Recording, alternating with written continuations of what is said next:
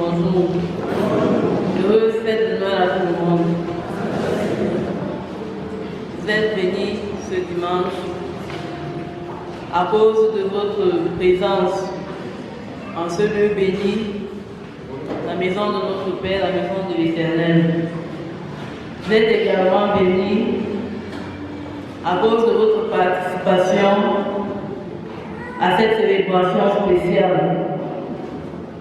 Ce dimanche est un jour particulier, d'une part parce que c'est le dernier dimanche de l'année de l'an de grâce 2022, et d'autre part parce qu'il marque la célébration de la naissance de Jésus-Christ, notre Sauveur, qui est venu dans le monde nous manifester la présence de Dieu.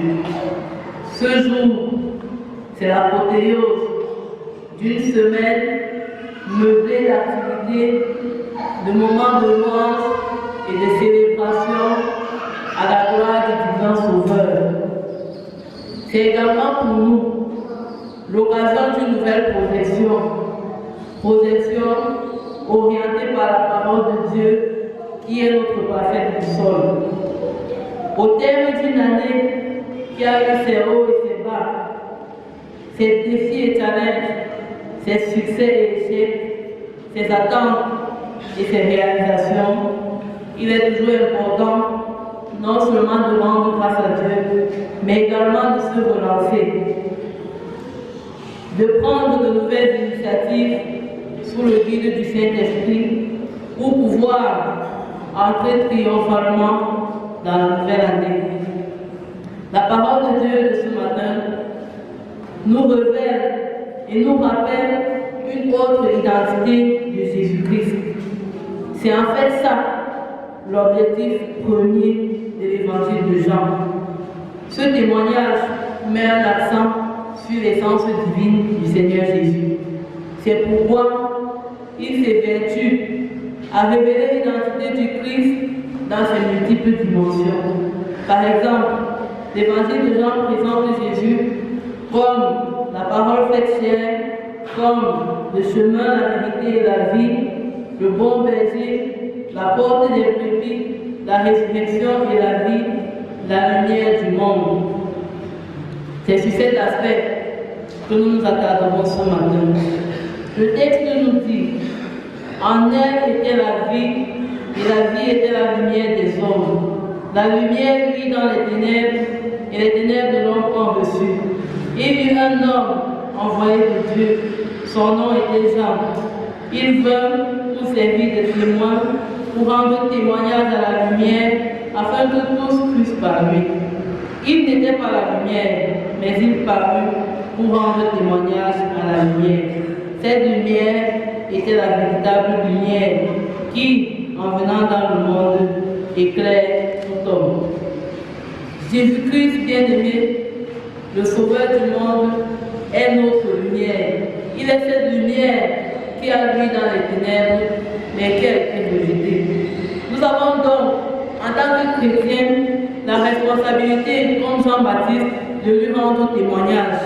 Et voilà donc sur quel concept nous allons bâtir notre développement. Nous allons ce matin nous pencher premièrement sur le concept de lumière, ensuite celui des ténèbres et enfin sur le témoignage. Qu'en est-il donc de la lumière?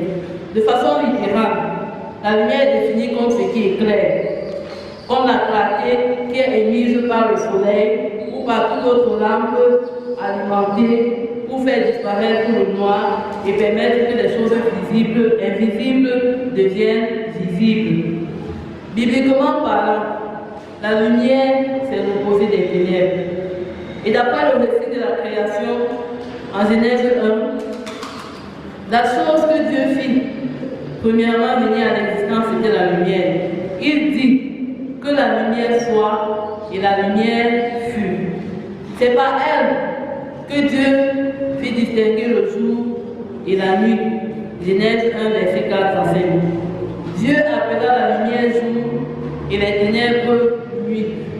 Ainsi, il y eut un soir et il y eut un matin, ce fut le premier jour. Sur le plan biblique, de la Genèse à l'Apocalypse, Le rôle de la lumière, c'est de faire disparaître les ténèbres. Et c'est également de luire dans les ténèbres pour délivrer les hommes de leur aveuglement, pour délivrer les hommes de leur enfermement. Cette lumière en question n'est ni le soleil, ni la lune, mais c'est la présence de Dieu, c'est la gloire de Dieu.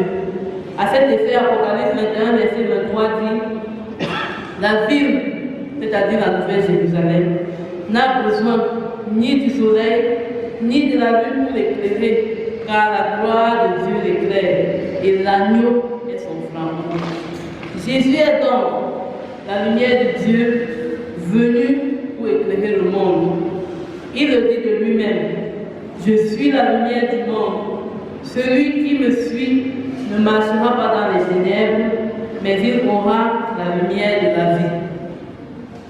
Malheureusement, bien aimé, la lumière, comme le texte le dit, a lui dans les ténèbres, mais les ténèbres ne vont pas bouger. Que dit donc au sujet des ténèbres? Les ténèbres, comme nous l'avons dit plus haut, c'est l'opposé de la lumière. Et la Bible dit que la lumière ayant lui dans les ténèbres, les hommes ont préféré les ténèbres parce que leurs œuvres étaient mauvaises. Donc les ténèbres sont représentées par le noir, par le mal, par le mauvais et par le flou. Les ténèbres sont également représentées par le mensonge, les cachotteries. Les ténèbres sont représentées par le péché matérialisé au travers de la cupidité, de l'impureté, de l'impudicité, des paroles déshonnêtes, des propos insensés, des plaisanteries, de l'injustice, d'après Éphésiens chapitre 5. Les ténèbres, c'est l'œuvre du diable, avec ses accusations, avec sa séduction, avec ses souillures. Les ténèbres, c'est l'ivrognerie, c'est la débauche, c'est l'idolâtrie, la magie, la sorcellerie, etc. Curieusement, bien aimé, c'est à ces choses que les gens prennent de nous plaisir. Beaucoup n'aiment pas se faire éclairer par la lumière, mais ils préfèrent s'attacher aux ténèbres. Ils n'accordent aucune place à Dieu dans leur vie. Ils préfèrent se soumettre aux princes de ce monde pour se perdre davantage. La lumière vit dans les ténèbres, mais les ténèbres n'ont pas reçu. La lumière vit dans plusieurs familles, mais les familles refusent de la recevoir parce que leurs œuvres sont mauvaises. La lumière vit dans plusieurs foyers, mais ces foyers refusent de la recevoir parce que leurs œuvres sont mauvaises. Quel est cet homme marié qui peut accepter de se laisser éclairer quand il n'a pas la lumière, quand il est infidèle?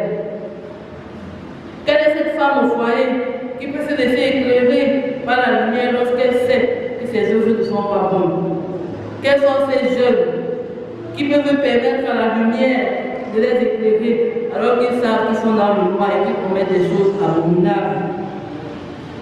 Quiconque marche dans les ténèbres n'aime pas la lumière. Tous ceux-là qui se livrent aux déviances de la chair, aux atrocités de ce monde sont dans les ténèbres. Toutes ces personnes qui aiment vivre dans le noir sont très mal à l'aise lorsque paraît la lumière. Et la Bible dit qu'il est honteux de dire ce qu'ils font en secret. Les contemporains de Jésus ne pouvaient que s'indigner face à lui, puisqu'il est venu mettre à nu leur maladresse. Les chefs religieux ont trouvé en Jésus un obstacle et un adversaire parce qu'il a mis à nu leur piété apparente. Il a dévoilé leur vraie nature. Il a dévoilé leur hypocrisie. La triste réalité, bien aimée, c'est que les ténèbres de plus en plus cherchent à dominer le monde. Pourquoi? Ceci parce que la grande majorité des leaders sont corrompus. Ceux-ci qui sont censés influencer se laissent plutôt influencer négativement. Ils se laissent dérouter, ils se laissent égarer par quelques-uns qui prétendent être la lumière alors qu'ils sont en réalité des ténèbres. Mais sachez-le, comme la Bible le dit, les ténèbres ne régneront pas toujours. Les œuvres infructueuses des ténèbres un jour seront exposées, un jour seront dévoilées. Tout ce que tu fais dans le noir, Jésus dit, il n'y a rien de caché qui ne sera découvert. Et c'est donc ça, sa mission dans le monde. Il est venu mettre la lumière sur tout ce qui était voilé. Jésus est la véritable lumière qui est venue éclairer le monde, qui est venue éclairer tout homme. Il est la manifestation de la présence de Dieu. Or, la présence de Dieu, c'est la vie. La présence de Dieu, c'est le bonheur. La présence de Dieu, c'est la joie, c'est la paix. Même si le monde le rejette, même si le monde rejette Jésus, moi je te conseille ce matin de le recevoir et de laisser sa lumière éclairer ta vie. Et tu ne seras jamais déçu, bien-aimé. Car il y a un grand bénéfice pour qui accepte Jésus-Christ comme la lumière de sa vie. Et ce bénéfice, c'est celui qui est donné dans le verset 12 de notre texte. La Bible dit, à tous ceux qui l'ont reçu, à ceux qui croient en son nom, elle a donné le pouvoir de devenir enfant de Dieu. Maintenant, donc, bien-aimé, sache que parce que tu reçois Jésus, tu as ce privilège, tu as ce bonheur de devenir un enfant de Dieu. Et que dois-tu faire par la suite? Parce que le tout ne se limite pas à être un enfant de Dieu. Tu dois témoigner. C'est ce qui nous conduit directement au troisième concept de notre analyse. Le texte précise que dès le départ, Jésus avait un témoin. Ce témoin-là, c'était Jean-Baptiste. Jean-Baptiste est venu pour servir de témoin, pour rendre témoignage à la lumière, afin que tous puissent par lui. Il n'était pas la lumière, mais il parut pour rendre témoignage à la lumière. La mission de Jean était d'attester la messianité de Jésus, afin de convaincre le monde, afin de convaincre les hommes pour qu'ils croient. Or, Jésus lui-même, en quittant ce monde, a dit à ses disciples, vous serez mes témoins. Il a dit, vous serez mes témoins à Jérusalem, dans toute la Judée, dans la Samarie et jusqu'aux extrémités de la terre. Qu'est-ce qu'un témoin? Le témoin de quelqu'un est celui qui le connaît profondément, est celui-là qui est au courant de tous les détails de sa vie. Ton témoin est celui-là qui connaît tous les secrets et qui est capable de parler de toi sans balbutier. Témoigner une personne, c'est dire ce qu'elle est réellement. Jésus donc était conscient du fait que ses compagnons savaient déjà tout de lui. Et bien avant cela, avant de leur dire vous serez mes témoins, il leur avait déjà dit, je ne vous appelle plus serviteur, mais je vous ai appelé ami. Car le serviteur ne sait pas ce que fait son maître. En les qualifiant de témoin, Jésus les savait désormais capables de le révéler au monde sans aucune crainte et sans aucun doute.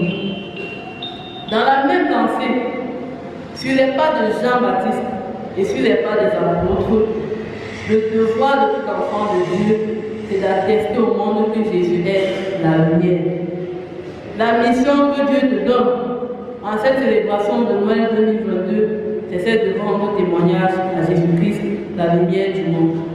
Comment donc procéder? Comment y parvenir? Tu y parviendras grâce à l'impact que tu auras sur les gens de ton environnement. Tu es appelé à prêcher Jésus en parole. Cependant, les paroles ne suffisent pas, parce que ta conduite en dira plus. Bien aimé, vous savez qu'il est très facile de parcourir les rues de ton quartier pour prêcher la bonne nouvelle, pour proclamer la parole de Dieu. C'est facile de prendre la parole lors des réunions pour exhorter, mais le plus grand défi reste et demeure la pratique. Et à ce niveau, malheureusement, beaucoup passent à côté. Et c'est ce qui vient donc déséquilibrer leur témoignage. Nous sommes très forts dans les proclamations, mais au niveau de la pratique, très souvent, nous sommes nuls. Mais ce que tu dois faire, c'est que tu dois te donner cela comme un défi pour la nouvelle année qui commence. Je témoignerai Jésus en parole et aussi en pratique. Je témoignerai Jésus en parole, mais aussi en acte. Comme on le dit couramment, Les champs ne font pas les chiens. J'utilise un peu le langage du quartier. Les champs ne font pas les chiens. Et très souvent, l'enfant, c'est le reflet de son parent. C'est-à-dire que quand on te regarde, bien quand on regarde ton enfant, au travers de ce qu'il fait, au travers de sa façon de se comporter, on te perçoit, parce qu'il est en train de refléter ton caractère. Ceci dit, parce que Jésus c'est la lumière du monde, tous ceux qui lui appartiennent sont des lumières qui ont été choisies et établies par Dieu pour briller et pour éclairer le monde. Et voici donc la recommandation que nous donne Jésus-Christ.